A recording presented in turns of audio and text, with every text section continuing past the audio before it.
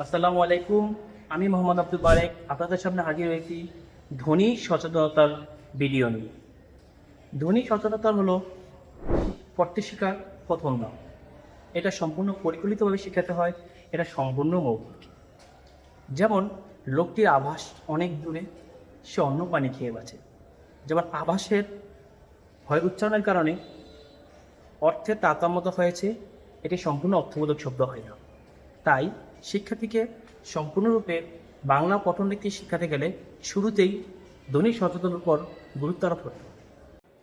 একই জাতীয় শব্দ দিয়ে আমরা শিখাতে পারি, যেমন মৌ, বউ, আঁখি। এখানে কোন দুটি ধ্বনি একই রকম শিক্ষার্থীরা আমরা জিজ্ঞেস করতে পারি।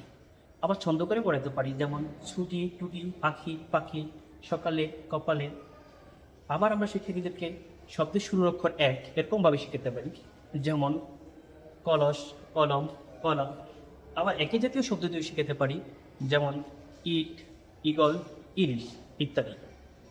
আমরা শিক্ষার্থীদেরকে ধ্বনি সচেতনতার জন্য তিন ভাগে ভাগ করতে পারি, যেমন প্রথমটি হলো ধ্বনি মিলকরণ, পরবর্তীটি হলো ধ্বনি চিহ্নিতকরণ, ধ্বনি বিলুপ্তকরণ।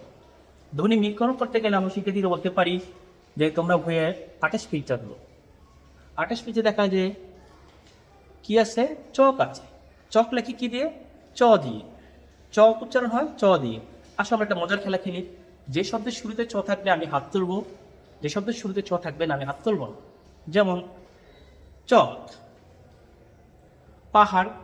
আমি কেন হাত তুলে নাই? কারণ এখানে চ নাই। আবার বললাম চমচম, ইলিশ।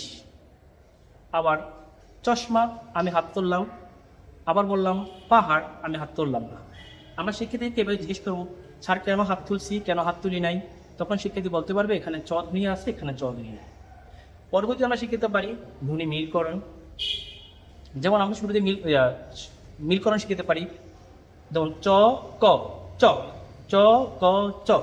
আমরা দুটো শব্দ এক করে দিলাম, মিল করে দিলাম, জাস্ট লার্ন করে দিলাম। আবার আমরা চিহ্নিতকরণের সভা করতে পারি, চক, চ ক, চক, চক, চ ক। তখন হাত এভাবে দিব না আমরা।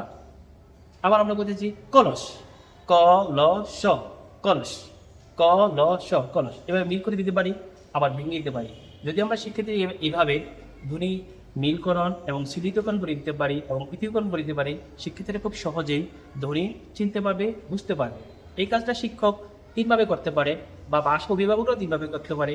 শুরুতে শিক্ষক করবেন, শিক্ষকের সাথে শিক্ষক শিক্ষার্থী একসাথে করবেন। পরবর্তীতে ছাত্ররা শিক্ষার্থীরা আলাদা আলাদা করবেন।